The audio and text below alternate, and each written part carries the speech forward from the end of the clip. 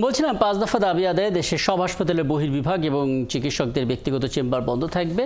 আমরা আরেকটু আপডেট জানতে চাই। সিলেটে গিয়েছিলাম, এ পর্যায়ে আমরা ঢাকা মেডিকেল কলেজে যেতে চাই। সেখান থেকে যুক্ত হচ্ছেন সহকর্মী হাবিব রহমান। হাবিব, চিকিৎসকরা যে কর্মবিরতি পালন করছেন তাতে বহির্বিভাগে কি ধরনের প্রভাব পড়েছেন, রোগীরা কি বলছেন এবং ইন্টার্ন ডাক্তাররা কি বলছেন একটু জানাবেন আমাদেরকে।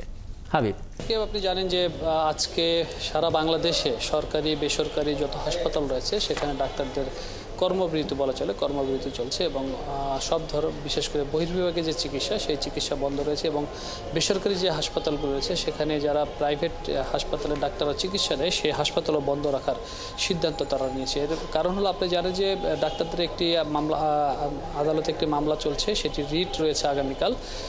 সেই রায়টি নিয়েই কিন্তু আজকের এই কর্মসূচি এবং সেখানে বলা হয়েছে যে তাদের 5টি দাবি রয়েছে, যেমন ডাক্তার কারা লিখতে পারবে সেই বিষয়ে একটি সিদ্ধান্ত, তাদের সিদ্ধান্ত, আদালত কি সিদ্ধান্ত দেয় সেই বিষয়টা নিয়ে। পাশাপাশি উপজেলায় যে তীব্র চিকিৎসক সংকট রয়েছে সেখানে শূন্য যে পদগুলো রয়েছে সেখানে 10,000-এর মতো অতিরিক্ত চিকিৎসক নিয়োগ দেওয়ার বিষয়টি রয়েছে এবং হাসপাতালে যখন চিকিৎসা নেওয়া হয় তখন চিকিৎসা সুরক্ষা আইন যেটি রয়েছে সেটি যেন শতভাগ বাস্তবায়ন করা হয়, এমন 5টি আসলে দাবি তাদের রয়েছে। এই দাবিগুলি নিয়েই তাদের আজকের এই আন্দোলন। সেক্ষেত্রে আমরা ডাক্তারদের সাথে কথা বলেছি, তারা যেটি বলেছেন যে এই দাবি যদি বাস্তবায়ন না হয় বা কালকের যে আদালতের রিটটি হবে সেটি যদি তাদের পক্ষে না আসে তাহলে তারা পরবর্তী কর্মসূচি দিবেন, সেটি আরও কঠোর কর্মসূচি হতে পারে।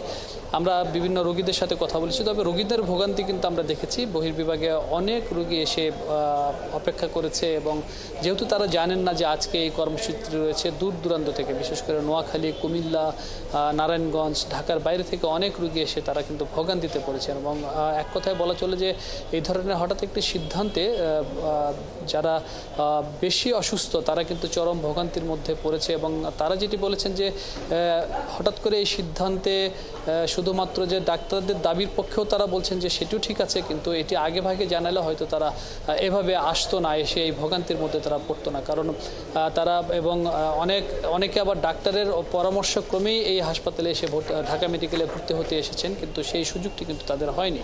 টিকিট কেটেছিলেন কিন্তু 11টা থেকে যেহেতু তাদের কর্মসূচি শুরু হয়েছে সেই কর্মসূচি কিন্তু 11টা থেকে শুরু হওয়ার কারণে অনেকে ভর্তিও হতে পারেননি, এমন কিন্তু আমরা নানা ভোগান্তির ছবি আসলে দেখা যাচ্ছে হাসপাতালগুলোতে। অনেক ধন্যবাদ হাবিব রহমান।